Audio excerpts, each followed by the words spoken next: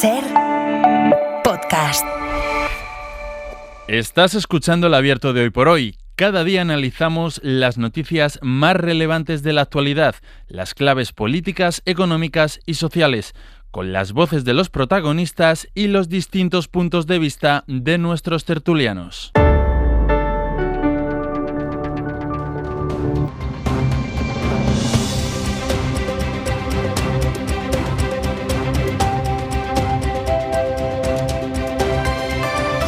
En la cadena SER, Hoy por Hoy, con Àngels Barceló. Hola, muy buenos días. Esta mañana les hablo desde el Museu de l'Exili de la Junquera, en Girona. Estamos en el Museo Memorial, ubicado en este punto fronterizo que fue el paso por donde huyeron a Francia buena parte de los exiliados en España durante la Guerra Civil. Hemos venido hasta aquí para hablar de memoria, de la importancia de conservarla ante quienes quieren borrarla o imponer interpretaciones distorsionadas de la historia. Antes de eso, lo que vamos a hacer desde aquí es contarles cómo viene la actualidad del viernes, marcada por lo que va a pasar dentro de unas horas en el Tribunal Supremo. Como saben, la apertura del año judicial es un acto que preside el rey y que tiene mucha solemnidad y mucho simbolismo, pero este año, justo cuando se había acabado la anomalía y ya estaba renovado el Poder Judicial, pues llegan este año en medio de un gran clima de crispación política que se traslada al corazón de nuestro sistema judicial. En el acto estará el fiscal general del Estado, imputado por una presunta revelación de secretos del correo del novio de Ayuso. Feijóo ha anunciado que él no va a estar. Dice que el gobierno comete el error de someter al rey, que es quien va a presidir la ceremonia de hoy, a presenciar un choque institucional. Las asociaciones y los vocales conservadores piden al fiscal que no vaya, pero el fiscal piensa ir. Sastre, buenos días. Buenos días, Barceló. Las asociaciones y los vocales conservadores, los que fueron nombrados a propuesta del PP, también piden que el ministro de Justicia no se siente hoy junto al rey presidiendo ese acto, algo que tampoco va a ocurrir. Reprochan a Félix Bolaños que respaldase a Pedro Sánchez cuando dijo que algunos jueces hacen política. Anoche en Hora 25 estuvo uno de los vocales conservadores del Poder Judicial, José Antonio Montero. Que el fiscal general del Estado pues esté pendiente de sentarse en el banquillo, así de grave, así de trágico para lo que es la justicia, pues creemos que era una circunstancia absolutamente excepcional. Y estuvo también una de las vocales progresistas del Poder Judicial, Argelia Queralt. Nos han obligado de alguna manera a entrar en el clima de confrontación política existente, clima de confrontación en el que el Consejo no tiene por qué entrar. Pues este es el clima dentro del mundo judicial, a unas pocas horas de que se produzca en el Supremo uno de los actos más solemnes del curso político y judicial que acaba de empezar. Pedro Jiménez, buenos días. ¿Qué tal? Buenos días. Hoy se va a hablar no solo del clima en el que se va a celebrar ese acto, sino de lo que digan en sus discursos el rey, la presidenta del Poder Judicial y fiscal, que por lo que sabemos, Pedro, sí va a referirse a su situación. Sí, en la entrada del año judicial más tensa que se recuerda, porque la derecha judicial y política ha sacudido este acto usando a la presidenta del Poder Judicial y poniendo al rey como argumento, con el objetivo de sacar de la mesa presidencial al fiscal general y al ministro de Justicia y de impedir la intervención de Álvaro García Ortiz. No han conseguido ni una cosa ni la otra. El fiscal general acudirá, hará su discurso y se referirá, según fuentes de su entorno, a su procesamiento, lanzando un mensaje de confianza en la justicia. Después será el turno de Isabel Perelló. Los vocales elegidos por el PP confían en que la presidenta del Supremo y del Consejo del Poder Judicial haga una encendida defensa de la independencia judicial después de esas críticas del presidente del Gobierno a los jueces que investigan a su mujer y a su hermano. El sector progresista espera que también recuerde que los jueces deben actuar con responsabilidad. Luego seguimos, Pedro, gracias. Hasta luego, Ángel. El clima de crispación que veremos hoy en la sede del Supremo será de alguna manera la traslación a la primera instancia judicial del país del clima de crispación entre el Gobierno y el PP. La presencia del fiscal general del Estado en el inicio del curso judicial en el que se le puede juzgar es una provocación que yo tengo que denunciar y lo hago, insisto, desde el respeto absoluto. Pues una falta de institucionalidad, diría. Si alguien es o se cree que puede presidir el Gobierno de España, alguien con esa actitud, ese comportamiento absolutamente carente de la institucionalidad precisa y necesaria, pues esto también me parece preocupante. Guillermo Lerma, buenos días. ¿Qué tal? Buenos días. El PP, Guille, justifica la ausencia de Feijóo mientras el Gobierno le advierte de la desconsideración que eso implica hacia la figura del jefe del Estado. Sí, hacia el rey, hacia el conjunto del Poder Judicial, aunque hay algo en lo que sí que coinciden Gobierno y PP, que es en reconocer lo insólito de la situación que se va a vivir hoy, aunque cada parte lo cree por motivos diferentes. En la Moncloa denuncian que lo inédito es que el fiscal general esté procesado por una causa que no se sostiene y que dicen quedará en nada, por eso mantienen la defensa cerrada en torno a él. Hay fuentes que además ven una cierta coordinación entre la estrategia de Feijóo, que con sus palabras y su ausencia dicen está llamando al boicot, y los comunicados y llamamientos del ala conservadora del Poder Judicial. Génova apoya la posición de las asociaciones de jueces y fiscales y defiende que lo excepcional es que García Ortiz se empeñe en dirigirse hoy al tribunal que lo va a tener que juzgar. Feijóo habló ayer de provocación, de desafío, de choque judicial sin precedentes, involucrando además al rey Felipe VI, algo que afeó al PSOE. El líder del PP no estará, por tanto, en el Supremo. A esa misma hora arropará a la presidenta de la Comunidad de Madrid, a Díaz Ayuso, en la apertura del curso político del PP de Madrid. Guille, hasta luego. Hasta luego. Hablando del PP de Madrid, sube el tono de algunos mensajes políticos. Esta frase, por ejemplo, para referirse al presidente del gobierno, del portavoz del Partido Popular en la asamblea de esa comunidad de Madrid. Él se llama Carlos Díaz Pache. El galgo de Paiporta, el hombre del búnker de la Moncloa, no puede salir a la calle sin que le canten el hit del verano. Y cuando alguien grita Pedro Sánchez, ya hay 3 palabras que resuenan en todas nuestras cabezas.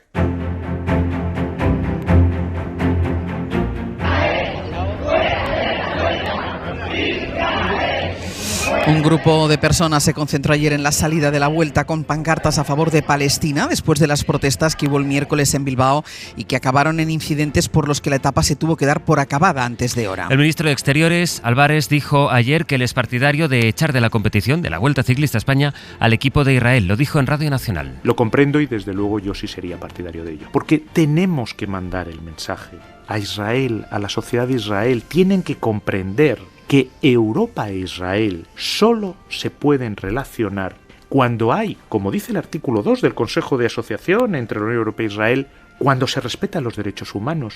Y si no, igual que se mandó el mensaje a Rusia, a la sociedad rusa, no podemos continuar como si nada pasara, con competiciones deportivas como si nada pasara. Sobre el terreno, Israel ha matado esta madrugada a 18 personas en Gaza, donde dice que sus tropas ya tienen el control del 40% de su capital. Se cumplen 700 días de ofensiva y el número de muertos ya ha superado los 64.000.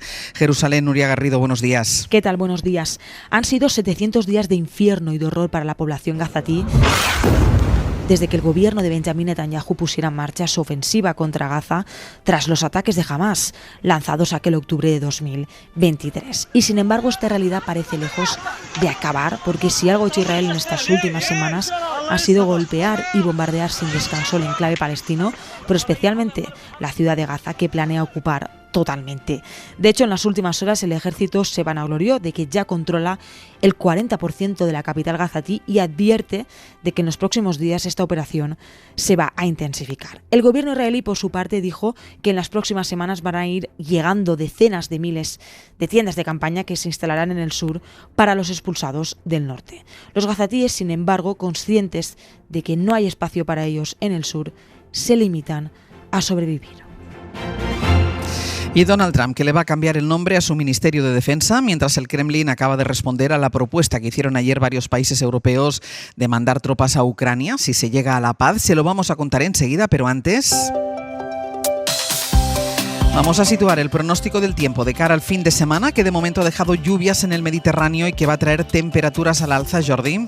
Muy altas y además con un elevado riesgo de incendios. Empezamos por aquí, y es que será mañana, porque hoy van a subir las temperaturas respecto a ayer en todo el país, pero será mañana cuando más subirán y nos acercaremos a los 40 de máxima en el Cantábrico, también en el Valle del Guadalquivir. En el resto del interior peninsular superaremos los 35 y también nos acercaremos a los 30 en puntos costeros. Los chubascos han caído con fuerza en el litoral de Tarragona, ya han desaparecido. Durante la mañana algunos también pueden descargar con fuerza en Castellón y de manera más débil e aislada en Valencia y Alicante. El fin de semana, mañana no esperamos lluvia, el domingo chubascos en Galicia, también en el interior, pero no serán generales.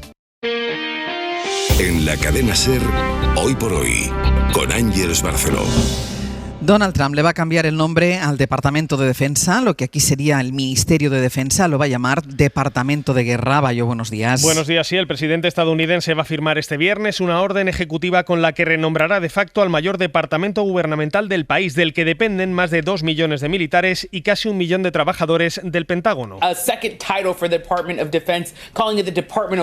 El Departamento de Defensa, que será rebautizado como Departamento de Guerra, el nombre que tuvo durante 150 años hasta 1947, cuando el presidente Truman decidió incluir en él a otras agencias más allá del Ejército de Tierra. Una reversión simbólica con la que Trump hace un guiño a los nostálgicos del poderío militar estadounidense, pero que no va a ser del todo oficial, puesto que se requiere la autorización del Congreso para cambiar oficialmente el nombre. La medida se esperaba desde hace algún tiempo. De hecho, Trump ya se refería a Hegseth como su secretario de guerra, no de defensa, y planteó la idea en agosto en el despacho Oval, asegurando que el nombre le recuerda la increíble historia de victorias militares de los Estados Unidos. Es un cambio de nombre simbólico de defensa a guerra, pero desde luego es una declaración de intenciones que llega además justo en la semana en que Xi Jinping ha presentado a China como la potencia que quiere liderar la alternativa en la hegemonía mundial. Reunió a los presidentes de Putin y de la India y exhibió luego en la plaza de Tiananmen en Pekín un espectacular desfile, el poder y la tecnología militar que tiene China. Justo con China es con quien estrecha los lazos Nicolás Maduro, en plena tensión con Donald Trump. Qué heroicidad de Vietnam, pero también digo, qué heroicidad del pueblo de Venezuela, qué belleza, qué inteligencia del pueblo de Venezuela, para derrotar en todos los campos que nos ha tocado a el fascismo. Washington ha denunciado esta misma madrugada que 2 cazas venezolanos han sobrevolado un buque estadounidense que navegaba en aguas internacionales del Mar Caribe. El gobierno de Maduro ha empezado a movilizar a una milicia de reservistas voluntarios. Desde Buenos Aires informa Berta Reventós. Buenos días. Venezuela vive horas decisivas mientras Nicolás Maduro llama a la movilización de las unidades comunales de milicias. Según el mandatario venezolano, son 8 millones de personas que se han incorporado al sistema de defensa nacional para proteger al país de las amenazas de Estados Unidos. El gobierno venezolano desmiente el ataque anunciado por Marco Rubio contra una embarcación que supuestamente transportaba droga e insiste en que el vídeo difundido fue creado por inteligencia artificial. Así lo defendía el fiscal general Tarek William Saab. Hasta este momento todo apunta a que el video fue hecho a través de inteligencia artificial. Sin embargo, es bueno destacar, para salirle al paso a toda esta acción totalmente al margen de la ley y al margen del derecho internacional, si fuese el caso, hay tratados que velan sobre esta materia. Mientras tanto, la líder opositora María Corina Machado hace un llamado a la comunidad internacional para que presione con más intensidad al gobierno de Maduro.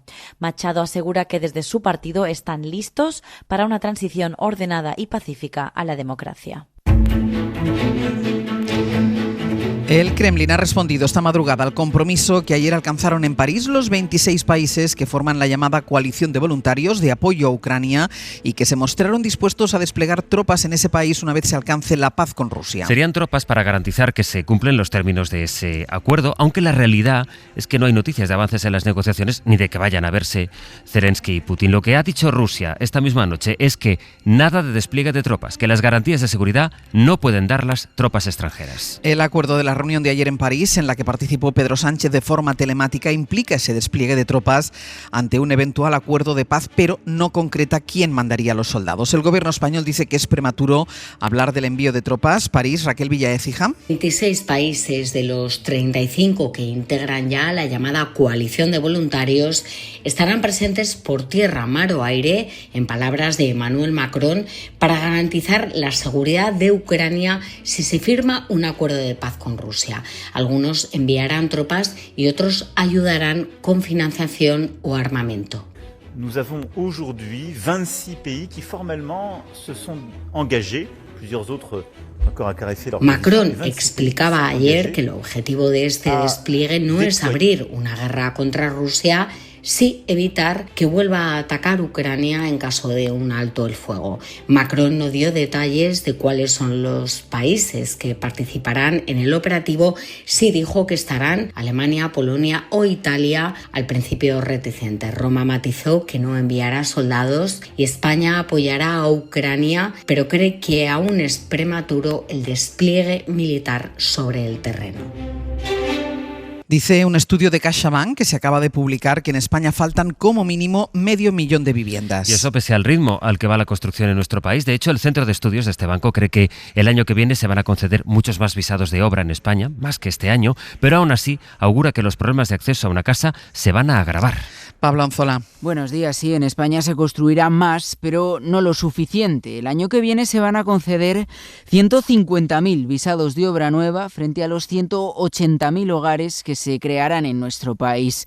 Es el pronóstico que ha hecho el Centro de Estudios de CaixaBank, que estima además que cuando a todo ese nuevo parque de vivienda disponible se le resta la parte que no se dedica a vivir, los pisos turísticos, por ejemplo, el déficit acumulado escala hasta las 765.000 casas. O lo que es lo mismo, para ajustar el mercado, España necesitaría de golpe el mismo número de viviendas que se compraron en todo el año 2007. Y además, este déficit se concentra en determinadas provincias como Madrid, Barcelona, Alicante, Valencia o Málaga, que es precisamente donde el precio de la vivienda crece con más intensidad. Judith Monturiol es economista en CaixaBank. Según el banco, el precio de la vivienda subirá el año que viene un 6% por encima de lo que lo harán los salarios. Y lo venimos contando desde primera hora. Italia despide hoy a Giorgio Armani, leyenda de la moda y una de las mayores fortunas de su país, el hombre que revolucionó el mundo del estilo y que murió ayer a los 91 años. Corresponsal en Roma, Joan Solés. Italia despide a uno de los maestros de la moda que cambió la forma de vestir en el último medio siglo. La capilla ardiente de Armani permanecerá abierta al público en su casa de Milán mañana, sábado y domingo, y el funeral se celebrará el lunes de forma privada. Inició su vida profesional como vendedor en unos grandes almacenes de Milán. 50 años después de crear la firma que lleva su apellido, había acumulado un patrimonio de 12.000 millones, la cuarta mayor fortuna de Italia. Hombre discreto en la vida pública, mucho más en la privada, apareció especialmente emocionado cuando la universidad de su población natal, Piacenza, en la que nunca concluyó sus estudios, le otorgó el título de doctor honoris causa hace 2 años. En aquella ocasión se dirigió a los jóvenes estudiantes y les recomendó: si queréis estar seguros de vosotros mismos, les dijo Armani, debéis olvidar aquello que ofrece el progreso, porque no siempre es útil.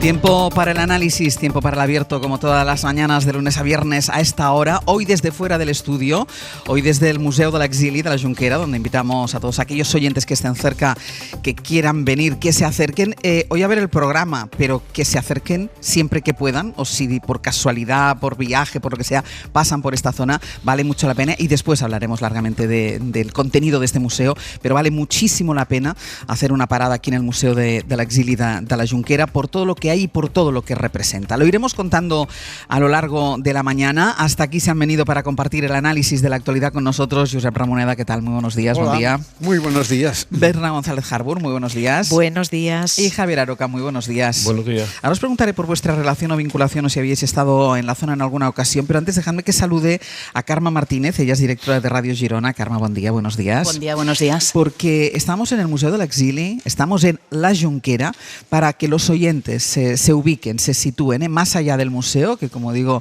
le vamos a dedicar una buena parte de este programa. Cuéntanos qué es La Junquera, cómo es esta población que hoy nos acoge. Pues La Junquera está en el extremo norte de la comarca del Alto Empordà, justo en el límite con Francia, al pie de la Sierra de la Albera. Siempre ha sido un lugar de paso, ha sido un lugar de paso entre los Pirineos, desde ya la antigua Vía Augusta hasta la actual autopista AP7. Estamos en un municipio pequeño, tiene 3.400 habitantes, tiene un pasado eminentemente agrícola, pero hoy su actividad económica gira sobre todo en torno a la aduana con Francia y sobre todo es un centro de servicios para el transporte y un punto comercial muy activo. Nosotros, el Museo de l'Exili está en el centro de la población, es un núcleo muy tranquilo, poco transitado, de hecho es casi todo peatonal, pero en la zona donde están los polígonos la actividad comercial es frenética a diario, hay miles de coches que atraviesan la frontera día tras día y sobre todo vienen aquí a comprar, especialmente desde hace unos años que se abrió un gran centro comercial, el Gran Junquera, con 21.000 metros cuadrados, 65 locales comerciales y esto lo ha convertido a la Junquera en la capital del outlet. ¿Y qué tiene que ver esto con lo que hoy nos ha traído aquí, ¿no? Pues que ese gran solar que ocupa hoy el centro comercial Entre finales de enero y mediados de febrero de 1939, fue el escenario de la retirada de 500.000 de personas que además tuvieron que abandonar allí, justo en ese solar donde hoy está el centro comercial, todas sus pertenencias. Nos lo contaba esta semana el propietario del centro, Antonio Escudero. Y que la gran mayoría de esta gente, pobre gente, venían con todos sus enseres, venían con carros, venían con caballos, venían a pie, venían cargados y se llevaban lo que podían de sus casas. Pasaron 500.000.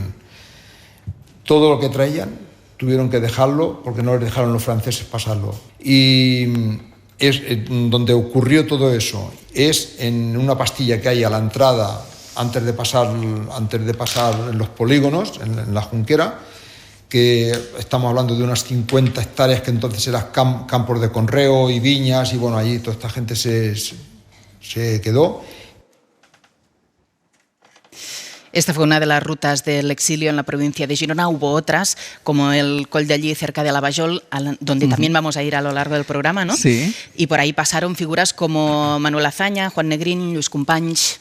Pues en este punto de la geografía catalana y de la geografía española nos encontramos hoy para hablar de memoria, para hablar de exilio, que además yo creo que es un tema que nos trae a la actualidad, que nos trae al día de hoy, por todas aquellas fronteras de las que hablamos habitualmente, por todas aquellas fronteras que están cerradas y que impiden a mucha gente poder salir y buscar la libertad y buscar la supervivencia, pero también aquellas fronteras de las que salen todos aquellos que buscan una oportunidad o un mundo mejor.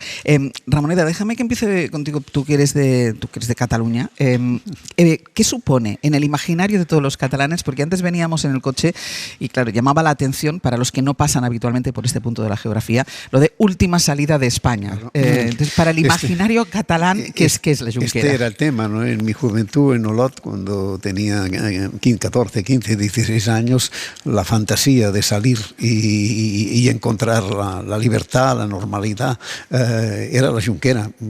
Me voy a la Junquera, quería decir, voy a pasar al otro lado, ¿no?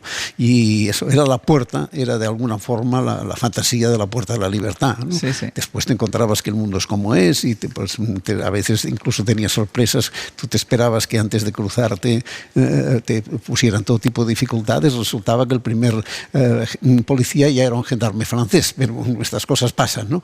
Pero efectivamente era la ilusión de los primeros encuentros, las primeras entradas en un país democrático, por tanto la sensación de salir de la situación en que estábamos atrapados. De la dictadura, no sé, Aroca, si tú conocías la zona, si has cruzado la frontera por aquí, por la Junquera. Sí, tengo experiencias, digamos, por decirlo de una manera dulce, preconstitucionales.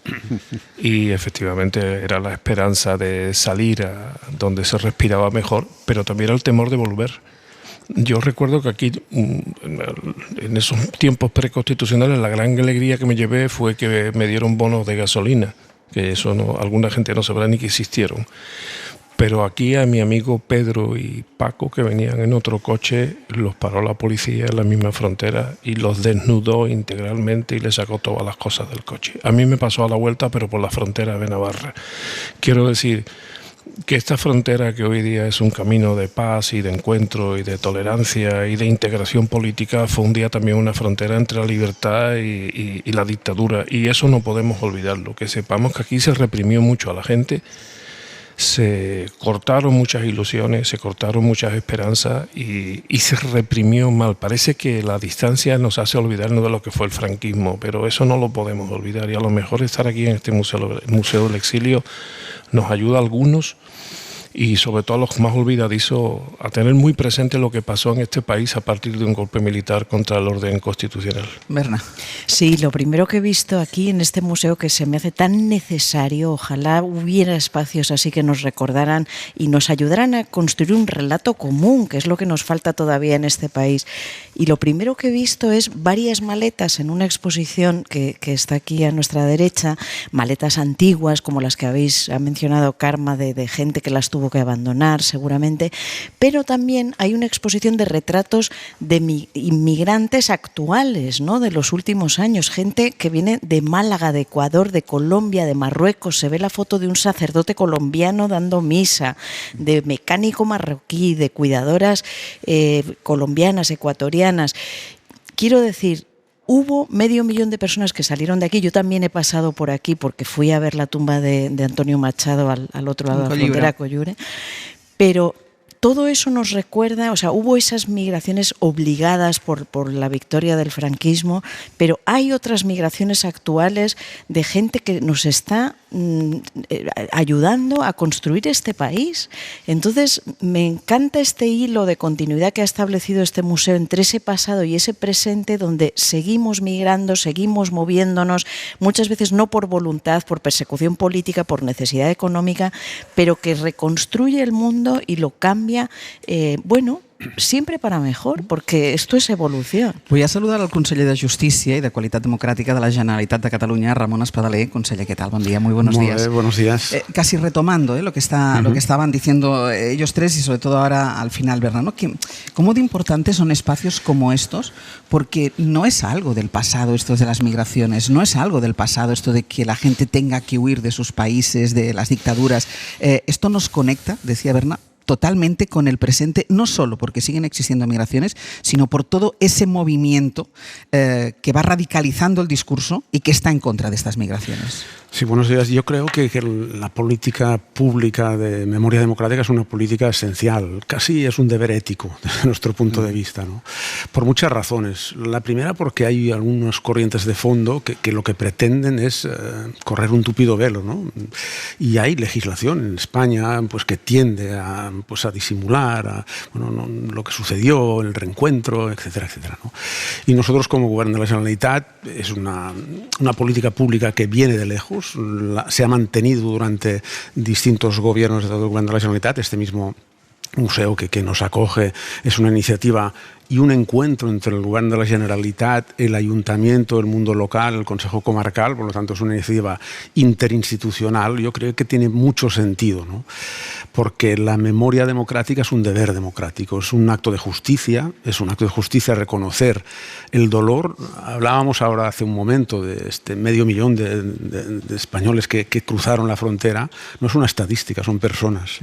Son padres, son madres, son hijos agobiados que no saben cuál es su futuro, que dejan todo atrás, las maletas físicamente y los recuerdos, y por lo tanto tener presente esta memoria yo creo que es muy importante, más en el momento que vivimos. En el momento que vivimos por ese discurso de odio que se va amplificando. Un discurso que va ampliándose, que va calando y que pretende, tiene extremos también casi abiertamente negacionistas, y ante ello yo creo que tenemos un deber democrático de trasladar también lo que fue el exilio, lo que fue la dictadura a las nuevas generaciones.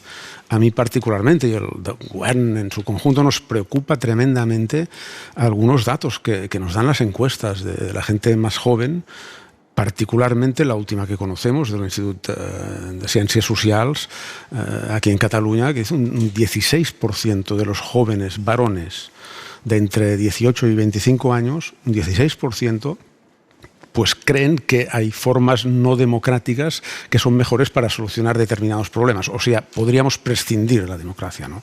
Esto es algo que no nos podemos permitir. No es una cifra distinta de lo que pasa en Francia, de lo que pasa en Europa. Tiene un sesgo de género, no lo dicen en estos términos las chicas jóvenes. Sí. Por lo tanto, yo creo que tenemos mucho trabajo por delante de sensibilizar, de explicar con los testimonios, aún quedan algunos cada vez menos, por razones biológicas, testimonios y la museización.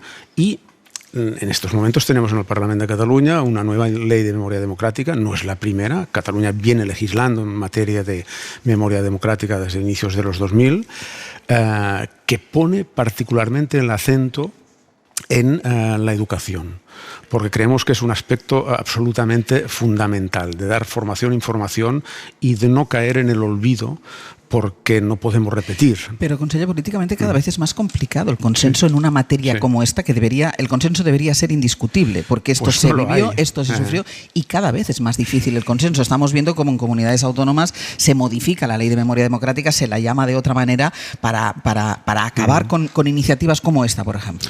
El olvido seguro que no ayuda duda la reconciliación, que es un bien superior, la reconciliación, pero bajo el nombre de reconciliación lo que creo que hay es algunas leyes de olvido en algunas comunidades autónomas, ¿no? Aquí no es el caso. Es evidente que en el Parlamento de Cataluña, que en la actual composición, esta no va a ser una ley unánime. No lo fueron las que la precedieron tampoco, pero hay grupos parlamentarios, particularmente Vox y el Partido Popular, que no está en el consenso. Lo lamentamos profundamente, pero ello no va a impedir que legislemos, que pongamos más instrumentos al servicio de la memoria democrática, que a diferencia de la memoria histórica tiene el rigor de la memoria histórica y un sentido. El sentido es nunca más, ¿no? Y en ningún lugar, ¿no?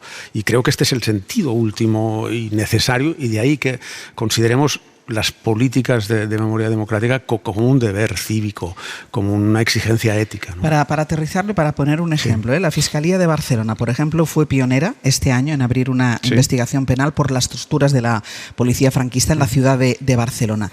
¿Cree que este es el camino? ¿Cree que el resto de España debería seguir este ejemplo? Yo creo que es un ejemplo a seguir, y los caminos son muchos y múltiples, y desde cualquier frente. Mire, una anécdota: cuando presentamos este año 50 aniversario de la muerte de Franco, el Gobierno de Cataluña tomó una decisión de hacer un conjunto de actos, algunos de los cuales ya se han desarrollado, hasta unos 80 aproximadamente actos dispersos en el territorio. Este no es un tema que queremos ni mucho menos concentrar en Barcelona. Celebro que este programa se hace desde la Junquera precisamente, y que conciernen a todos los departamentos del Gobierno. Yo tuve una pregunta parlamentaria, en concreto del Partido Popular, que me preguntó: oye, pero ¿qué tiene que ver el Departamento de Agricultura con la muerte de Franco? Pues mire, Unió de Pagesos, el principal sindicato agrario en Cataluña desde los años 80 hasta el presente, que nació precisamente en el contexto del tardofranquismo. Y también desde el Memorial hemos impulsado una exposición itinerante que es Pagesos contra Franco, los países contra Franco, y bueno, creemos que tiene mucho sentido afrontarlo desde todas las perspectivas. La judicial, evidentemente, de la Fiscalía, pero también desde el ámbito, pues, de la agricultura, evidentemente de la cultura, desde el ámbito lingüístico, en Cataluña muy particularmente, desde el ámbito de la sanidad y desde cualquier ámbito, ¿no? Y a mí me gusta que el proyecto ha sido muy bien acogido y asumido por parte de todos los colegas del Gobierno de la Generalitat, y no hay departamento que no haya hecho alguna, dos o tres o más iniciativas al respecto, ¿no? En la cadena SER, Hoy por Hoy, con Ángeles Barceló. 8:47 de la mañana, 7:47 en Canarias. Hoy el abierto desde el Museo de l'Exili de la Junquera, en Girona, justo en la frontera con Francia, con Berna González Harbour, con Javier Aroca, con Josep Ramoneda. Y nos acompaña también el conseller de Justicia y Qualitat Democrática, Ramon Espadaler.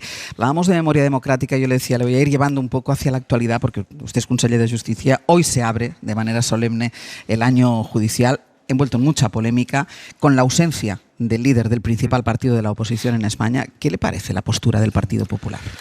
Pues de muy baja calidad democrática. Yo creo que el respeto institucional debe prevalecer ante todo, ¿no? Y uno puede discrepar, es evidente, estamos en régimen democrático, por lo tanto la discrepancia se admite, faltaría más, pero yo creo que el respeto institucional, las formas, la institucionalidad es algo importante a preservar, más cuando estamos hablando de distintos poderes del Estado, ¿no? Y a mí me parece absolutamente fuera de lugar pues esta actitud de plante, que lo es también hacia la corona y la monarquía y el jefe de Estado, pero también ante el propio mundo judicial, ¿no? No es un momento fácil, es un momento complejo, pero yo creo que debemos preservar, y en Cataluña hemos hecho esfuerzos de recuperar la institucionalidad, ¿no? Y esto a mí me parece que es una actitud no aceptable en un ámbito democrático. Sí al desencuentro, sí a la protesta, sí a la expresión de la misma, faltaría más, pero la institucionalidad, las instituciones, ayer lo decía el presidente de la Generalitat, el presidente Illa, nos pertenecen a todos, ¿no? Y no podemos hacer un uso partidista de las instituciones, ¿no? Esto no nos lleva a ninguna parte. Dicho esto, debería dar un paso al lado el fiscal general del Estado. Lo digo porque bueno, se ha pedido su dimisión. Ayer los vocales conservadores del Consejo General del Poder Judicial pedían que fuera él el que no asistiera a esta apertura del año judicial. Yo creo que es la actitud de tú puedes asistir, tú no puedes asistir a un acto institucional, me parece absolutamente desproporcionada y fuera del lugar, ¿no? La decisión sobre su continuidad pertenece en primera instancia al el propio fiscal, ¿no? Pero tiene la confianza del gobierno y por lo tanto está en su pleno derecho. Yo creo que es un discurso interesante y genera evidentemente expectativas el que va a pronunciar hoy mismo, ¿no? Pero está en su derecho pues de expresarse en un ámbito institucional. Presentó la memoria de la Fiscalía ante el Rey, lo cual es un signo de institucionalidad y de normalidad institucional que rompe el Partido Popular con esta ausencia. ¿Comparte las declaraciones que hizo el presidente del Gobierno el lunes en Televisión Española y que han levantado más polémica todavía en la relación entre el Gobierno y el Poder Judicial, de que hay jueces que están haciendo política? Pues a mí me parece que hay algunos jueces que están entrando en terrenos, en este sentido, delicados en el ámbito de la política, pero es algo residual. Es algo residual. Yo sí defiendo con rotundidad y creo que con cierto conocimiento ya. Llevo un año como responsable de la Conselleria de Justícia en el Departamento de Justícia de la Generalitat, pues que la inmensa mayoría de los jueces de este país están por su labor y son ecuánimes y ejercen su responsabilidad con absoluta normalidad y en el marco de la legalidad. Hay algún caso concreto pues que tiene algunas derivas, como insinuó el presidente del Gobierno, que ha generado estas declaraciones, pues un revuelo importante. Yo creo que es residual este comportamiento. En el tema del procés, ¿ha habido jueces haciendo política?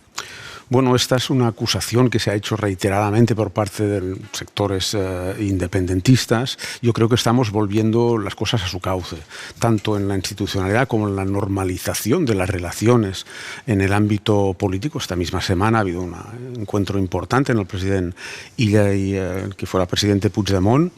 Esto es un paso de normalizar pues la situación. Yo creo que estamos en el buen camino. Todavía queda una parte, un trecho importante, que es aplicar la ley de amnistía, que es la voluntad del legislador y debe ser evidentemente aplicada. Pero estamos dando pasos en la normalidad institucional y en ocuparnos pues de los problemas que conciernen, que afectan, que preocupan al conjunto de la ciudadanía. Y el paso definitivo, que es la aplicación de esa ley de amnistía. El Constitucional la ha avalado, tiene que resolver ahora los recursos de Puigdemont y el resto de encausados. ¿Cómo cree que se va a comportar el Supremo cuando el tribunal presidido por Cándido Conde Pumpido haya resuelto los recursos de amparo presentados por Puigdemont y por el resto de dirigentes? Pues yo espero que se normalice. Sinceramente, hay una voluntad expresada del legislador. Esto se puede demostrar en el debate parlamentario. El mismo título y el mismo preámbulo de la ley de amnistía expresa cuál es el sentido de la misma. Esta normalización de una situación que venimos de una alteración profunda, de una ruptura interior importante, institucional también, no solo entre partidos políticos en el seno de la sociedad. Estamos en camino. Nadie tiene que renunciar a sus aspiraciones y a su modelo de país y al horizonte que quiere para su país, pero me parece que todo tiene un cauce, que son las instituciones, que es el marco de la legalidad, y en este sentido, y desde esta perspectiva, reclamamos el cumplimiento, sin más dilaciones, pues, de la ley de amnistía. ¿Qué espera que pase con el regreso de Carles Puigdemont? Yo no sé si esta cuestión, si el regreso del expresidente de la Generalitat apareció en la conversación que mantuvo con el presidente. Pues la conversación la conocen los dos autores de la misma, han sido los dos muy cautos en expresarlo, y me parece razonable y legítimo también que en un primer encuentro, después de todo lo sucedido, pues guarden la reserva que ellos creen oportunos. Yo creo que va a ser un paso hacia la normalidad, y lo que vaya a hacer el presidente Puigdemont al regresar a Cataluña, pues le concierne a él, y es una decisión que debe tomar de acuerdo con el partido, con su partido, con Junts, y bueno, nosotros vamos a respetar cuál sea esta decisión, ¿no? Pero sí creemos que la plena normalidad a la que nos estamos acercando a pasos agigantados, creo yo, y esto es positivo, tiene un punto de inflexión ya creo que definitivo, importante. Insisto, lo cual no significa en absoluto que nadie deba renunciar pues, a sus ideas, a sus planteamientos, pero situarlos en un ámbito institucional, legal y demás. ¿No hubo ningún tipo de debate dentro del Gobierno por el hecho de que el presidente de la Generalitat fuera a Waterloo a entrevistarse con Carles Puigdemont, que es alguien huido de la justicia? Cuando uno toma posesión como consejero del Gobierno de la Generalitat, pues una de las cosas que asume con mucha firmeza es guardar el secreto de las deliberaciones del Consell Executiu, ¿no? Por lo tanto, permítame una... Pero se planteó, sí se planteó en el Consell Executiu, esto se planteó. Lo que le he dicho lo asume todo, también si se planteó o no el debate, ¿no? Usted ha dirigido en el pasado también la Consejería de Interior, y por cerrar el tema de Carles Puigdemont, lo que pasó el verano pasado con el regreso, con la huida de Puigdemont, esquivando los Mossos d'Esquadra, ¿es propio de un expresidente de la Generalitat? Desde mi punto de vista, no. En absoluto. Yo creo que no es propio. Y también creo que todo el episodio también pone, en cierta forma, en jaque el cos de Mossos d'Esquadra, ¿no? Que no salió muy airoso de toda la operación y el episodio, ¿no? Yo creo que más a mi favor cuando necesitamos la normalidad. No es normal una aparición y desaparición en los términos que... Y tampoco creo que es muy propia de quien ha ostentado la primera magistratura, la presidencia de la Generalitat, ¿no? Usted militó en Unión Democrática de Cataluña, integró Convergencia y Unión, fue consejero en los gobiernos de Jordi Pujol, de Artur Mas, Medio Ambiente, después Interior, y hacía referencia ahora es conseller en el Ejecutivo de Salvador Illa. Usted ha dicho que Illa representa algo que asemeja a Convergencia. ¿Puede atraer a votantes desencantados de Junts? A ver, yo milité en Unión Democrática de Cataluña, que es mi partido de referencia, un partido de matriz democristiana y catalanista, y en el seno, por lo tanto, de Convergencia y Unión. Me marché del gobierno de Artur Mas por discrepancias profundas en el tema independentista, y esta es la razón. Cofundé con otros compañeros de la antigua Unión, de Convergencia y otras personas que no venían del ámbito político, pero requerían un partido más o menos centrado, catalanista, no independentista, de los valores que más o menos intentamos representar, que es Units per Avançar. Hicimos un acuerdo parlamentario en 2017 para las elecciones exclusivamente en el Parlamento de Cataluña. Luego ampliamos algunos ayuntamientos con el Partido dels Socialistes, ¿no? Yo creo que hay mucha gente que puede sentirse huérfana de referentes, los antiguos votantes de Convergencia y Unión, la parte más moderada, que sí han podido ver, sin ser socialistas o socialdemócratas, han podido ver en el presidente Illa una persona aceptable desde su punto de vista, muy particularmente porque es una persona, y creo que los hechos avalan lo que voy a decir, que es una persona nada sectaria, es una persona que da unas consignas muy explícitas. Este fin de semana estuvimos encerrados el gobierno en una sesión de trabajo, y una de las consignas que nos trasladó era que deberíamos tratar por igual todas las instituciones, todos los ayuntamientos, y que el sectarismo no debe estar en nada presente en la toma de decisiones del gobierno. Desde esta perspectiva, yo creo que hay personas que en el momento concreto han visto en él una alternativa sin compartir toda la parte de su ideario, ¿no? Pues Ramon Espadaler, conseller de Justicia y de Qualitat Democrática, agradezco muchísimo que haya empezado la jornada aquí con nosotros en la Junquera, en el Museo del Exili, para hablar no solo de memoria democrática, que insisto, esto vamos a dedicar buena parte del programa, sino también hablar de justicia, porque también le vamos a dedicar buena parte del programa por el día que es hoy. La actualidad nos va a llevar a ello. Muchísimas gracias. Muchas gracias, un placer. En la cadena SER, Hoy por Hoy, con Ángeles Barceló. 9:06 de la mañana, 8:06 en Canarias, en el abierto hoy desde el Museo del Exili de la Junquera en Girona, con Berna González Harbour, con Javier Aroca y con Josep Ramoneda. Y después de haber mantenido una conversación no solo sobre memoria democrática con el conseller de la Generalitat, Ramon Espadaler, hemos hablado no solo de esto, sino también de la situación de la justicia, pero también de la situación política en Cataluña. Y Josep, yo le preguntaba qué se imaginaba que podría pasar con un posible retorno, cuando esto se produzca, de Carles Puigdemont a Cataluña. ¿Tú qué piensas? Pues yo creo que el retorno de Carles Puigdemont a Cataluña es absolutamente necesario para consolidar una nueva etapa después de todo el proceso, de toda la historia del proceso, y pasa evidentemente por un regreso que no tendrá continuidad política. Es decir, cuando regrese Puigdemont, a mi entender, políticamente se habrá acabado. ¿Por qué? Porque la derecha nacionalista catalana necesita recuperar el pulso y volver a escena y ocupar espacio como ocupó durante el pujolismo. Esta derecha política catalana en este momento está en un estado de desconcierto. Puigdemont, al estar en el exilio, funciona como una icona, que nadie se atreve a asaltar, a contrariar. Pero nada más que esto. pero nada más que esto. Y en el momento en que regresa una persona de otro periodo, de otro momento, que ya no responde a lo que necesita en este momento la derecha catalana. Y a mi entender, si las cosas funcionan razonablemente, el retorno de Puigdemont coincidirá con un cambio significativo en este mare magnum que ahora está como dormido, controlado por 3 personas muy concretas, muy vinculadas a Puigdemont, que es Junts per Catalunya, y que es absolutamente necesaria para este país. Es convergencia actualizada. Ocupa un espacio político importante. Este país lo necesita, ¿no? Y por tanto, yo entiendo perfectamente que desde otros sectores, como por ejemplo desde el gobierno de España, se siga positivamente esta relación con Puigdemont, porque es una condición necesaria. Y yo creo que Puigdemont, por poco que, en fin, que piense, lo sabe, y me parece que esto, digamos, tiene una importancia significativa. Sería la llegada, el retorno a la normalidad, la entrada en un espacio nuevo en el que la derecha tiene que tener un papel muy significativo, ¿no? Aroca. Sí, yo entiendo lo que razona Josep y lo comparto, pero creo que este caso tiene una trascendencia que excede lo catalán. Quiero decir, evidentemente, yo estoy de acuerdo que probablemente tu vaticinio de lo que pueda pasar en Cataluña es correcto, pero yo creo que, como ha dicho también el conseller, la ley de amnistía actual es voluntad del legislador.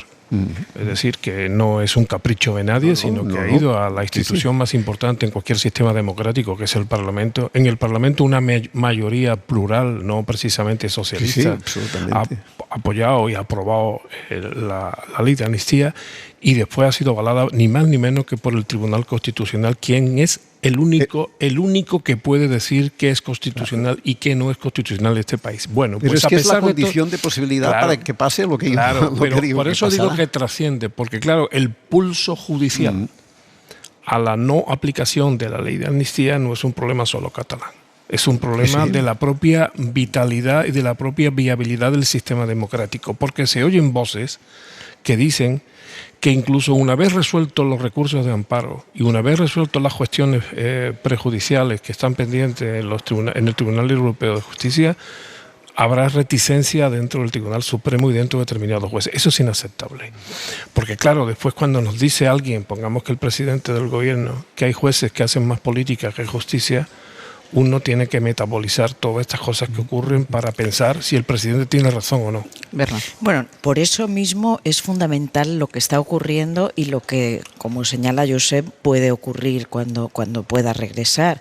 Yo creo que el encuentro esta semana de Illa y de Puigdemont es un acto de normalización. Yo creo que ni siquiera ha sido gran noticia, ¿no?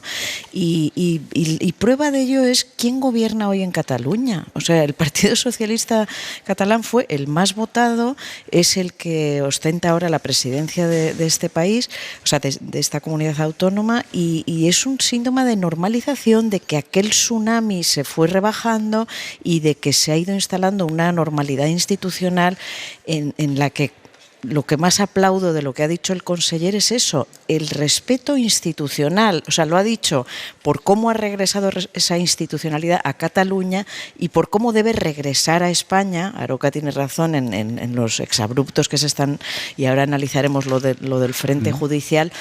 Es que es básico en un Estado democrático. El respeto institucional se ha resuelto aquí en Cataluña y se debe resolver en España. Fíjate, a mi entender, lo que ha acabado con Puigdemont es el error monumental que hizo con su regreso y fuga. Sí, claro. Este regreso y fuga le desacredita delante de su propia gente. Delante de su propia gente, y que quedaron absolutamente desconcertados. Pero entonces, ¿por qué ha venido? No, y sobre todo siempre la tentación de comparar la actitud, no solamente esta, sino previa del señor Puigdemont con Oriol Junqueras, es absolutamente aplastante. Es una viñeta política a favor de otras opciones soberanistas en Cataluña que están dispuestas a asumir sus propias responsabilidades, que parece que el señor Puigdemont, por su escapismo, nunca ha estado dispuesto a hacerlo. Sobre lo que decíais de ella, la única cosa es que ella es la persona adecuada para el momento, en un momento determinado, y esto ha caído bien y ha funcionado y ha abierto una etapa nueva en la que muchas de las cosas del pasado han pasado a la historia, digamos, y vendrán de otras maneras, pero el problema es cómo una gestión montada sobre la eficacia, sobre los resultados y tal, puede a partir de un momento determinado encontrar legitimidad y proyecto político, ¿no? Y aquí no es fácil, porque claro, los resultados siempre es lo más fácil de contestar, digamos, ¿no? La imagen del día, llevamos ya unos cuantos días hablando de ello. Hoy se abre el año judicial en el Supremo, en medio de esa polémica decisión de Alberto Núñez Feijóo de ausentarse, de no acudir a este acto solemne, y no lo hace, dice, por la presencia del fiscal general del Estado, de Álvaro García Ortiz, procesado por un supuesto delito de revelación de secretos. La presencia del jefe de los fiscales también divide, ayer ya lo contábamos, a las asociaciones y a los vocales del Supremo. Pedro Jiménez, buenos días. ¿Qué tal, Ángeles? Buenos días. Sí que la crispación política salta también a la judicatura. Los conservadores no solo le han pedido al fiscal que no vaya, sino que extienda la petición al ministro de Justicia. Los vocales le piden a Félix Bolaños que no se siente junto al rey por defender las declaraciones de Pedro Sánchez en Televisión Española, cuando dijo que había algunos jueces que estaban haciendo política. Este mediodía, Ángels, arranca este acto de apertura de tribunales que preside el rey, que a ninguno se nos escapa, que va a ser muy tenso. El fiscal general asistirá y dará su discurso, un discurso, nos dicen, que va a ser institucional, que va a desgranar la memoria del Ministerio Público con especial atención a la lucha contra la corrupción y contra los incendios, pero en el que también se va a referir a su proceso judicial, que le ha dejado a un paso del banquillo para lanzar un mensaje de confianza en la justicia. Después será el turno, este acto está tasado, de Isabel Perelló, la presidenta del Poder Judicial. Abre el curso en una semana marcada por las críticas del presidente del Gobierno, de las que hablabas, a una minoría de jueces que considera que no cumple con la ley, que hace política. Esperamos, por lo tanto, una encendida defensa de la independencia judicial, y ya veremos también si de la responsabilidad de los jueces, que es otra de las cosas que consagra la Constitución. Estos dos asuntos, Ángels, las críticas, el procesamiento de García Ortiz, han llevado a la derecha judicial y política a intentar dinamitar el acto, tratando de impedir que el fiscal general intervenga y pidiendo que tanto el ministro de Justicia, Félix Bolaños, como García Ortiz salieran de la mesa presidencial, pero sus peticiones no han tenido éxito. Pedro, no te vayas muy lejos, que tengo otra pregunta para hacerte, pero te la hago luego, ¿de acuerdo? Aquí me quedo. Venga, quédate por aquí. Después, ahora enseguida, vamos a entrar en la ausencia del líder de la oposición, de Alberto Núñez Feijóo, pero quiero primero centrarme en esta división en el Poder Judicial por la presencia del fiscal general del Estado en este acto de apertura del año judicial, Berna. Bueno, hoy, fíjate, leía un informe que acaba de publicar Agenda Pública sobre el problema de la justicia, como hay más jueces que hace 10 años, hay menos asuntos que ingresan en los tribunales y, sin embargo, hay peor tasa de resolución. Ha caído un 28%, hay un 27% menos de casos resueltos. Eso es lo que preocupa a la ciudadanía. Es decir, cuando tiene un juicio, cómo se va a resolver, cuánto tiene que esperar, sus despidos, sus cosas, sus denuncias. Y, sin embargo, ¿qué estamos haciendo? No nosotros, los periodistas, ¿qué están haciendo los líderes políticos? Que nos centremos en una batalla política desalmada que se está librando y en la que se juegan los principios del Estado de Derecho, que por eso es importante que la abordemos, pero quiero decir que qué distancia de los problemas de los ciudadanos, ¿no? Y bien, vamos a esa batalla. Pues estamos contemplando el juliganismo absoluto, es decir, que una parte de los jueces o una parte de los fiscales, pero sobre todo que el líder de la oposición, en lo que respecta a jueces y fiscales, que pidan esa ausencia, en lo que respecta al líder de la oposición, que él mismo sea ausente. Es un juliganismo absoluto. Yo, y lo hemos hablado en esta tertulia, yo creo que el fiscal general del Estado debería haberse ido. No, él mismo está sometiendo a la institución a una tensión, y a la monarquía a una tensión que no merece el Estado de Derecho. Y así lo he dicho y lo sigo creyendo. Dicho esto, Feijóo se ha apuntado al juliganismo absoluto, ha deja solo al rey, no solo Feijóo, el presidente del Senado, el alcalde de Madrid, más figuras del Partido Popular, dejan solo al rey en esto, dejan solos a los jueces conservadores que también están en esa opinión y sobre todo me parece una estrategia boba absolutamente porque regala una munición al gobierno impresionante. En lugar de estar hoy el foco en el fiscal general, está el foco en este Partido Popular que se ha echado al monte. Por tanto, bueno, me parece un desajuste y un desarreglo democrático brutal. Están, por referirme a las palabras del presidente del gobierno, Roca, ¿están haciendo política todos estos jueces que están levantando la voz y posicionándose en contra de la presencia del fiscal general del Estado? Yo creo que es bastante obvio, ¿no? Y mira que el presidente del gobierno fue, en mi opinión, fue delicado al decir que la inmensa mayoría de los jueces pues cumplen con su papel constitucional y que es una minoría. Pues la verdad es que los acontecimientos que están ocurriendo demuestran que el presidente del gobierno se quedó corto, en mi opinión. Porque claro, cuando resulta que la reacción política a una declaración política la hacen unos jueces que se definen como conservadores y construyen una trinchera que los separa de los jueces progresistas y magistrados progresistas y fiscales progresistas que están haciendo política. Luego, por tanto, cuidado. Pero antes me gustaría decir una cosa. El rey no forma parte de este negociado. El propio artículo 181 de la Ley Orgánica del Poder Judicial no habla del rey. El rey va si quiere. Esto lo preside el presidente del Tribunal Supremo, que en este caso es una mujer, y al mismo tiempo presidenta del Consejo General del Poder Judicial. Solamente hay una previsión que dice que si va el rey, la reina, la princesa, en este caso de Asturias, o alguna de las infantas, pues se le concede la presidencia, digamos, honoraria, ¿no? Pero esto que lo preside es el presidente del Tribunal Supremo, en este caso la presidenta. El rey no cuenta.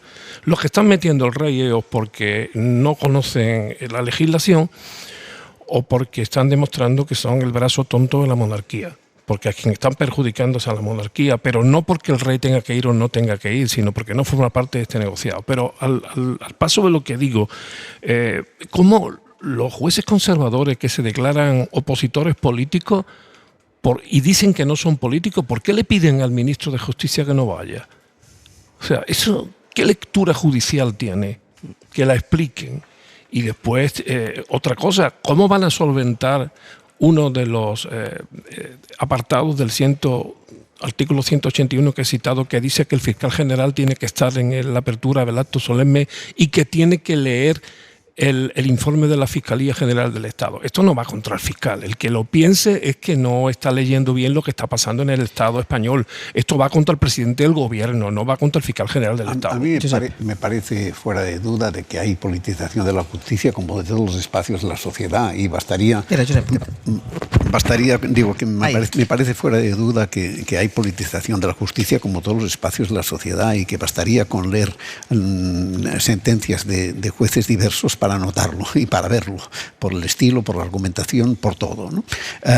Digamos, esto está aquí y tenemos que ser conscientes de ello. A mí en esta historia lo que una vez más me descoloca totalmente es el PP.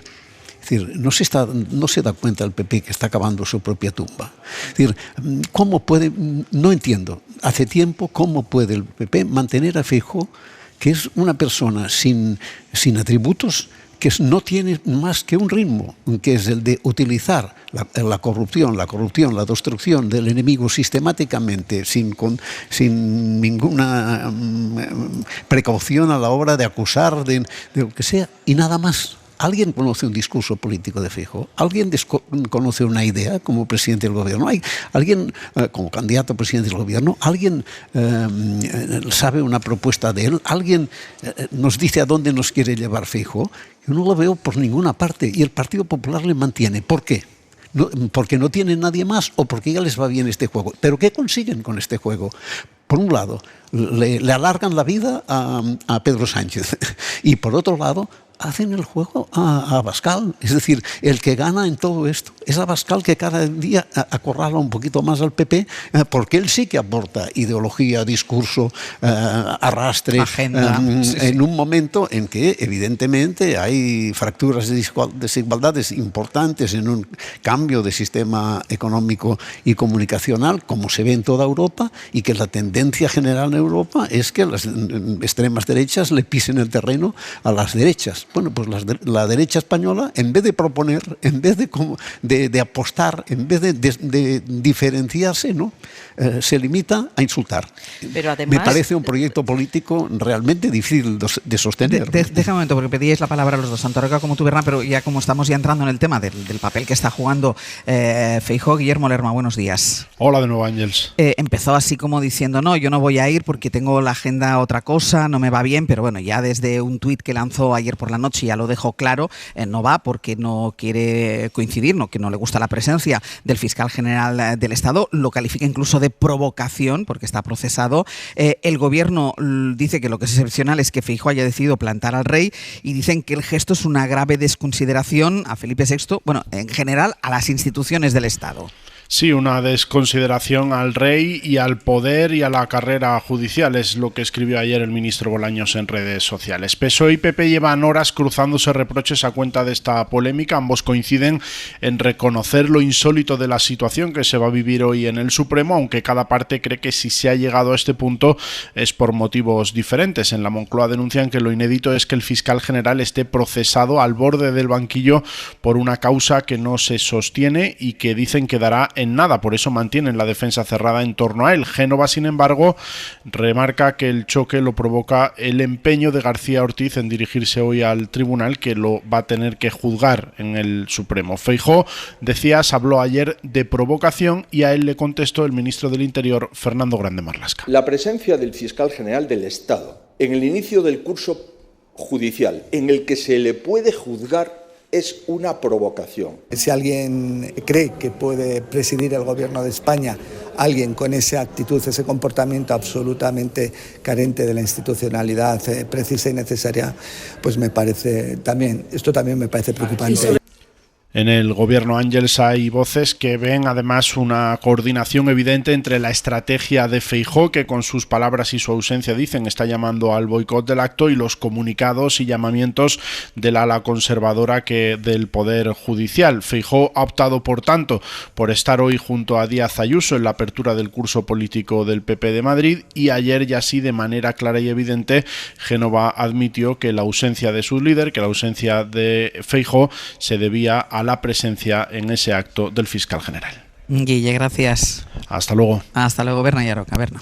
Sí, que justo Lerma señalaba esto que quería yo también apuntar, y es que decías, Josep, al hilo de lo que decías sobre Vox y ceder el espacio a Vox, es que aquí está Feijóo haciendo seguidismo de Ayuso, que es simbólico precisamente que la primera excusa que dio es que iba a ir a un acto de Ayuso. Ayuso ha contraprogramado este acto de la apertura del año judicial con un acto del Partido Popular de Madrid, porque estaba claro que ya iba en contra de todo eso. Y Feijóo hace seguidismo, es decir, ¿qué simbolismo que el presidente del Partido Popular se pliegue, digamos, a los designios de Ayuso, que ha marcado la agenda en este sentido, ¿no?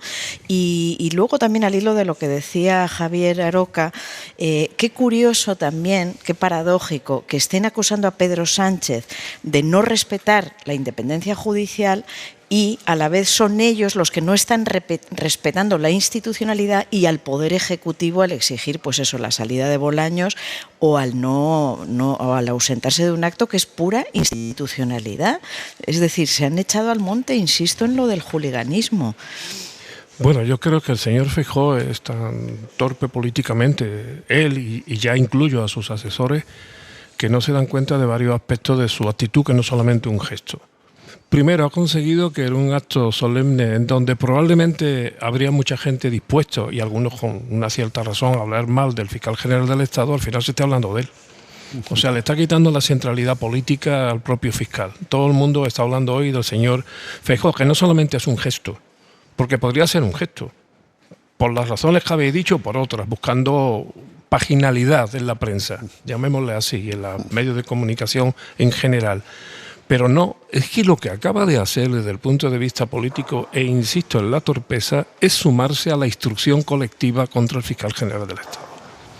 Es lo que ha hecho. Lo que está diciendo, yo también me persono en la instrucción contra el fiscal general del Estado y por tanto contra el propio gobierno de España.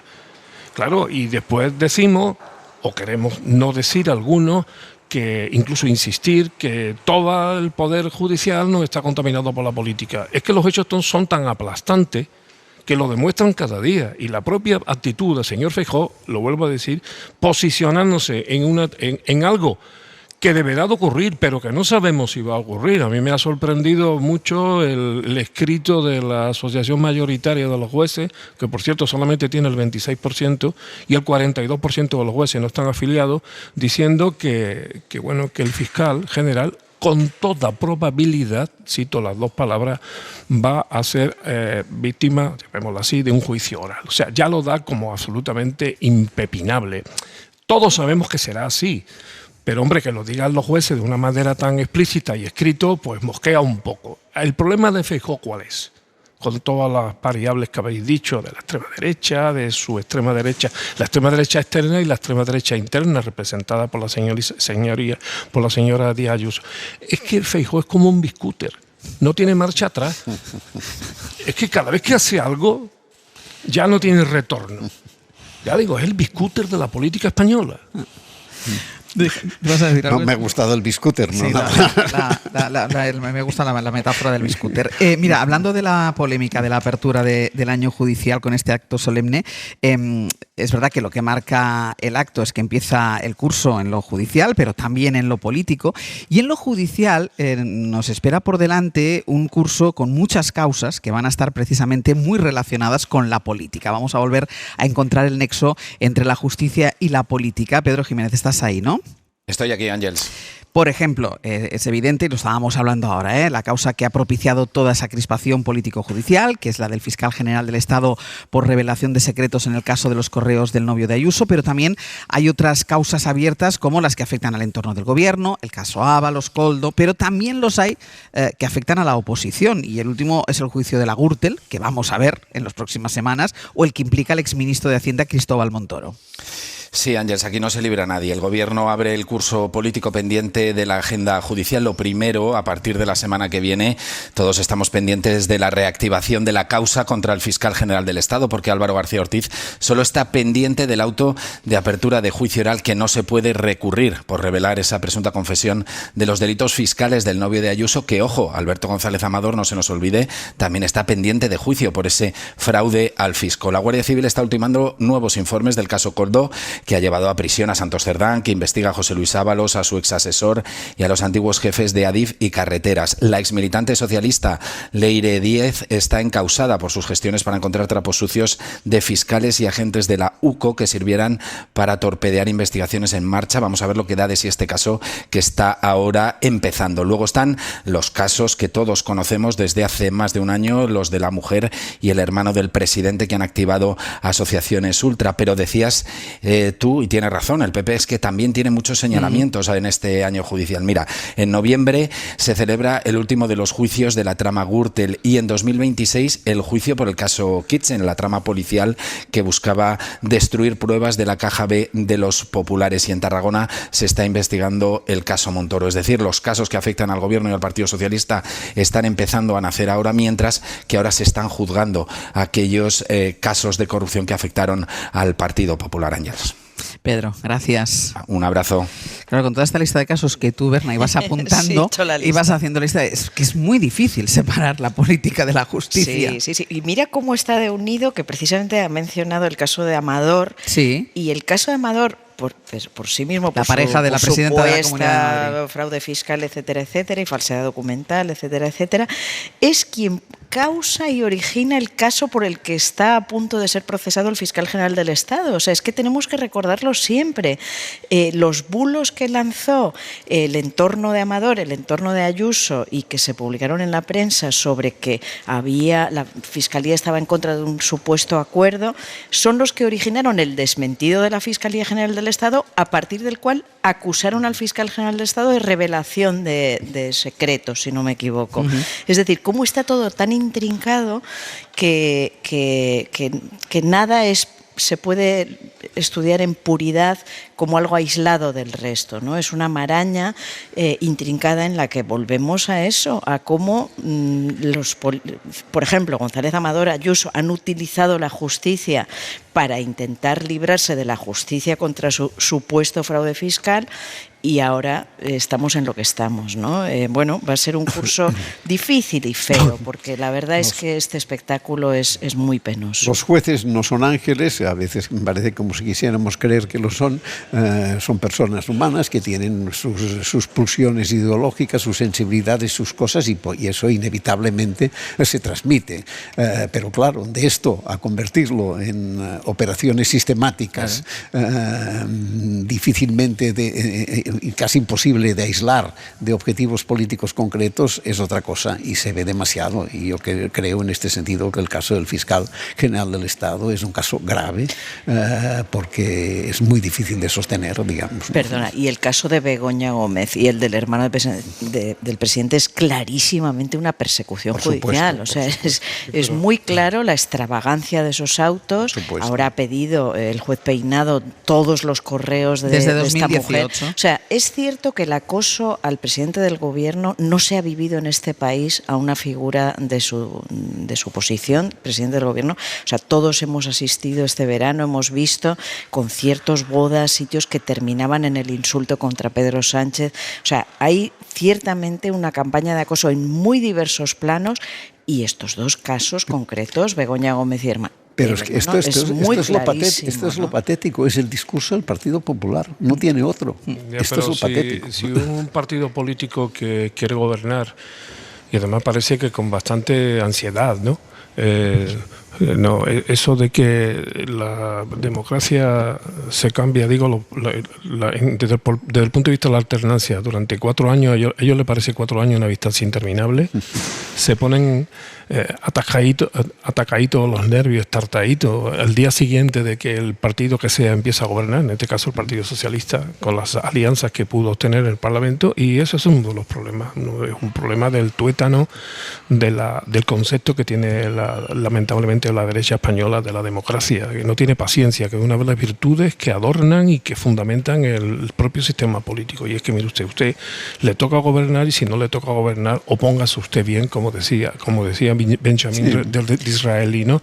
Eso no ocurre, sino que hay una distorsión. Entonces, que el Partido Popular se apoye en estos extravagancias, en los gestuales, en la mayoría de los casos, el caso de hoy del señor Feijóo, y en el gamberrismo, porque a lo mejor yo soy un ingenuo, pero yo no le doy tanta importancia a estas algaradas que llaman hijo de puta al presidente. Yo lo considero más gamberrismo callejero encaminado hacia una determinada opción política. Pero después de todo esto, yo sí quiero criticar al presidente del gobierno. Porque claro, el presidente del gobierno, cuando ha dicho lo de que hay jueces que hacen política, lo ha dicho cuando le llegan las olitas a los tobillos. Pero es que el oleaje es gordo y desde hace mucho tiempo. Él es el presidente del gobierno. Pero hay que recordar que un vicepresidente del gobierno, no un concejal de pueblo, con mi perdón a los concejales de pueblo, un vicepresidente del gobierno ha sufrido también el acoso de algunos jueces, que ha habido 20 causas que se han tenido que archivar, que ha habido casos clarísimos de lawfare en este país, contra, por ejemplo, este otro país, Cataluña, y sus políticos. Ha habido una policía patriótica apoyada en una justicia patriótica. Todo esto ha ocurrido.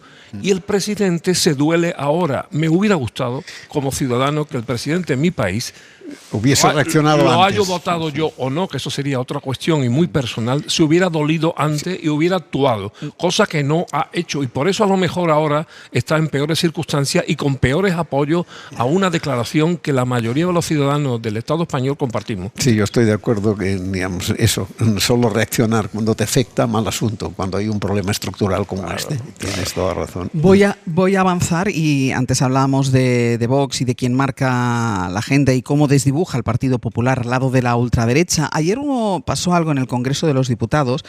En la sala Ernest Lluch, además, se celebró un acto convocado por la ultraderecha con el título Ideología de género y denuncias falsas en España y Argentina. Unas jornadas dedicadas a negar la violencia de género, a negar la violencia machista y criticar las leyes que la previenen.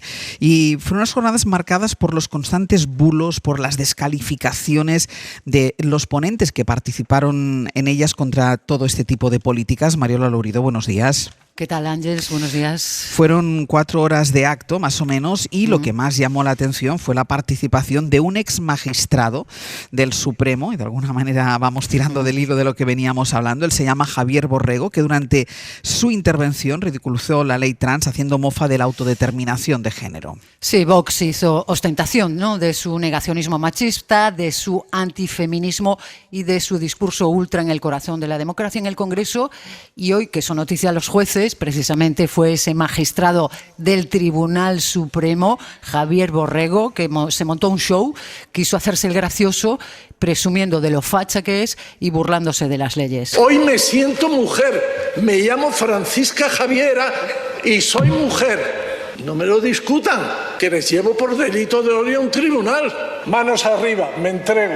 Confieso que pertenezco a la manosfera. Y de la Argentina de Milei se trajeron a 2 abogados, que eran primos, por cierto, para difundir el bulo de las denuncias falsas, que aquí en España, Ángeles, el número es prácticamente inapreciable, el 0,008% según la Fiscalía, pero ellos dicen que hay un negocio de denuncias falsas. Hay grupos en Argentina de abogados y psicólogos que hicieron una organización de tal manera que inventan abusos sexuales a los niños. Los inventan.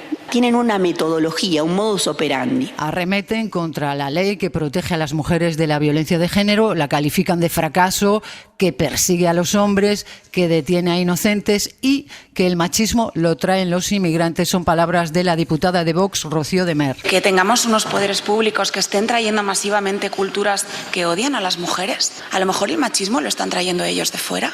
Y les incomoda, les molesta mucho que los definan como negacionistas, pero bueno, vamos a escuchar su mantra. Y es que nadie mata a una mujer por ser mujer.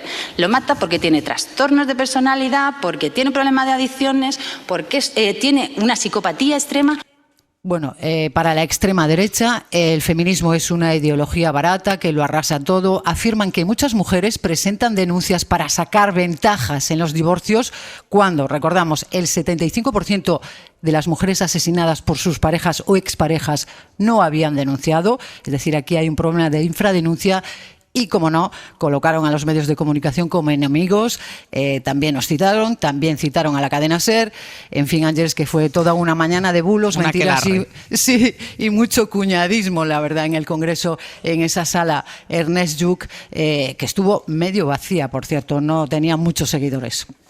Mariola, muchísimas gracias. Venga, tío. Hasta luego, Berna. Hasta luego. Duele, pica y escuece escuchar todo esto. Lo que me reconforta es que el público que nos rodea en esta sala iba poniendo las mismas caras que yo mientras escuchaba. De no dar crédito. De no dar crédito, de qué vergüenza, de que pica y duele todo esto. Sí, pero déjame que enlace esto con un dato que conocíamos, que decía antes el conseller de Justicia sobre cómo aumenta el número de jóvenes, de hombres jóvenes. Sí. Es que no es una anécdota. No es, mira este tonto que es lo que dice, de este cuñado, como decía Mariola, que es lo que dice, sino que esto al final tiene una imbricación en la gente. Sí, porque cada vez que avanzamos hay que dar algún paso atrás. Eso es así en todos los avances sociales.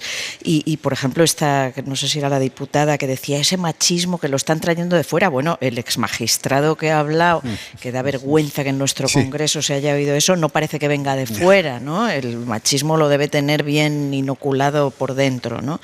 Entonces, bueno, la vergüenza es ver en nuestras instituciones ese discurso y el dolor es ver esos jóvenes, esas nuevas generaciones que abrazan esto y que yo francamente sitúo en ese paso atrás que acompaña siempre cualquier paso adelante.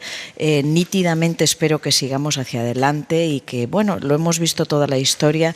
No creo realmente que regresemos al pasado, ni a un franquismo, ni a nada de eso, porque, bueno, son jóvenes, están contra lo que hay, no sé, creo que acabarán aprendiendo. Afortunadamente, al hilo de la conversación que planteaba también antes Josep, evidentemente hay jueces, muchos jueces, yo creo que la mayoría son conservadores, pero eso no significa que no sean demócratas. Evidente. Son conservadores, tienen una formación conservadora, pero son excelentes juristas y son Sin gente duda. comprometida con el sistema democrático. El problema es que hay algunos que no lo son. Y que los jueces entre ellos no se pisan la toga.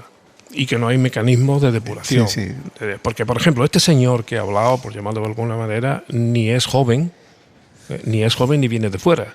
Luego, por tanto, ese machismo, esa manera de conducirse lo tiene inoculado. Alguna vez, cuando he tenido que hablar con compañeros que todavía ejercen, afortunadamente para ellos, la magistratura o que están en el ejercicio de judicial, me dice, hombre, Javier, no seas duro, porque realmente lo que pasa es que algunos jueces no tienen formación y en eso tenemos que mejorar en política de género. Y yo siempre le discuto lo mismo.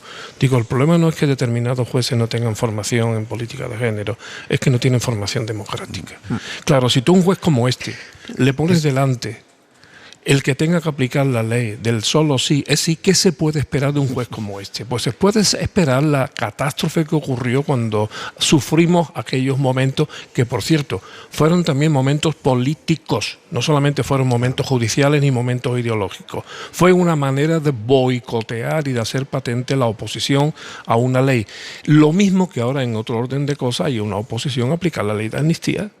Evidentemente. Sí, sí. Luego, por tanto, son motivaciones políticas. Luego, por tanto, insisto, el presidente se quedó corto. No, y lo que es evidente es que parece mentira que un personaje como el que hemos oído pueda dictar sentencias. Es decir, el sistema judicial tendría que tener unos mecanismos de control, de garantía, que hicieran imposible que una persona con un pensamiento, unas ideas, unas propuestas de este tipo, además expresadas con este descaro, ¿pero recuerdas La Manada? Hubiese capaz, sí, no es la primera vez, por supuesto, por eso digo que debería haber unos mecanismos. Pero no solo en este caso, que también y sobre todo, sí. Ayer hablábamos con Elisa de la Nuez, que es una jurista, y ella hablaba de la estrafalaria, la extravagante instrucción que está llevando a cabo el juez Peinado con el caso de la mujer del presidente del gobierno, como decía antes Berna. ¿No hay mecanismos para que una instrucción extravagante como esta, a la que ya han tumbado algunas investigaciones, no hay ningún mecanismo en el Poder Judicial, en serio, para que frene este tipo de instrucciones? Bueno, le han frenado varios aspectos, pero en el resto se están contemplando el espectáculo con palomitas, ¿no? Claro.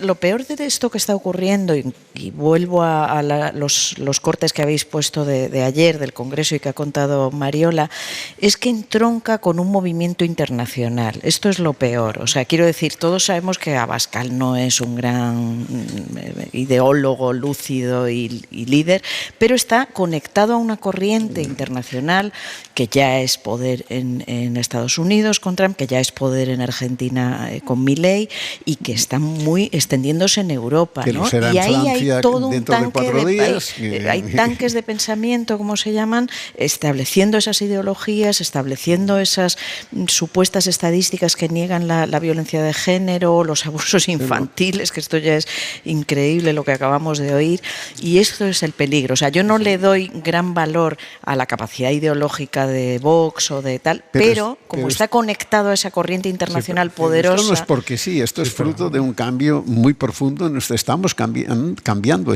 hemos ya cambiado de sistema político, económico, ideológico. Hemos pasado del capitalismo industrial al capitalismo financiero y digital, y del sistema comunicacional tradicional, prensa, radio y tal, al sistema digital. Ahora un nuevo orden mundial. Y esto tiene unas consecuencias muy graves. grandes y la prueba es que cada vez hay menos sociedades libres en el mundo. La extrema derecha actual, al menos en España, no es una flor nueva. No. Una flor espontánea que tengan los botánicos de la política que identificar. Y dirán, esta flor está... No es verdad. Esto es un hongo que crece en las ubres del Partido Popular. Sí. Es decir, que esto es una excrescencia del Partido Popular, que encuentra en un determinado público, porque a veces no hemos creído que en el 76 dejó toda España ya de ser franquista. En absoluto. El franquismo se prolongó, y hubo herramientas a partir de la ley de reforma política de 1977 que lo permitió.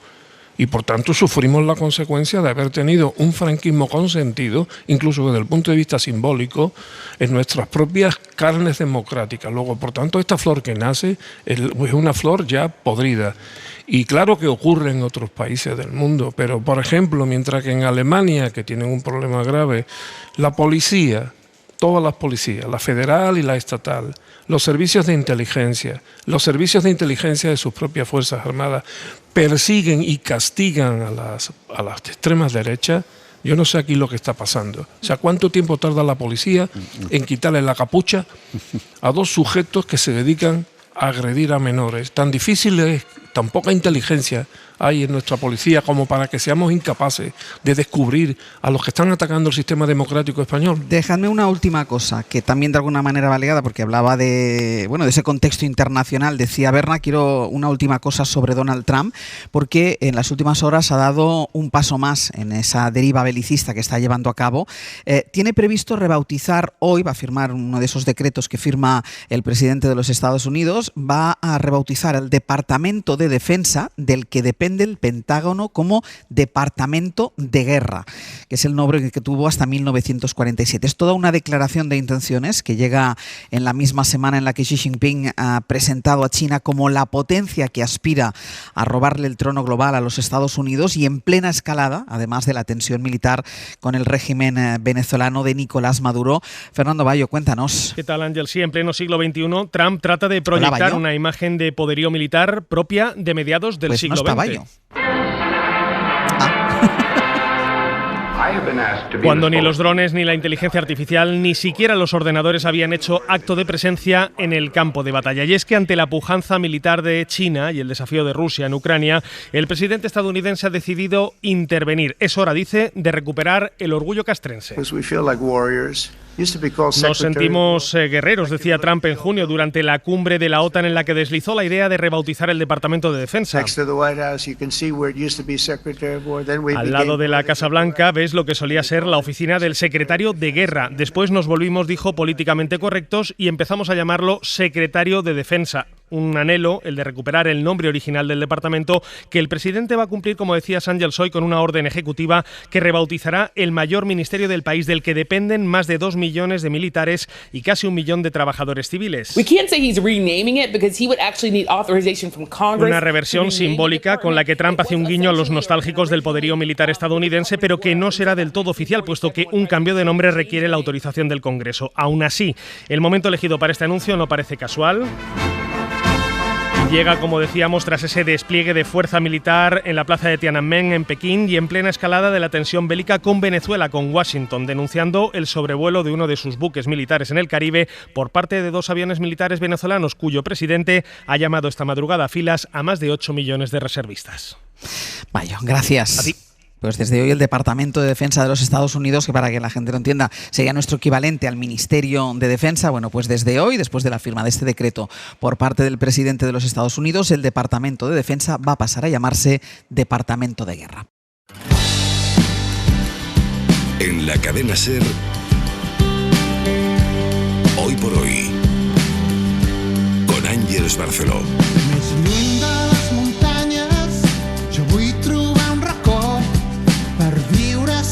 Pressa i ser l'ombra del teu cos si et quedes si et quedes amb mi.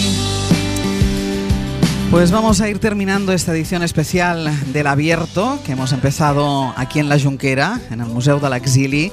Vamos a seguir hablando, lo hemos hecho ya con el conseller de Justícia y Qualitat Democràtica, hemos estado hablando ya de memoria democrática, de la importancia de la memoria y de no pensar que las salidas, los exilios, las huidas son cosas del pasado, sino que se relacionan completamente con el presente.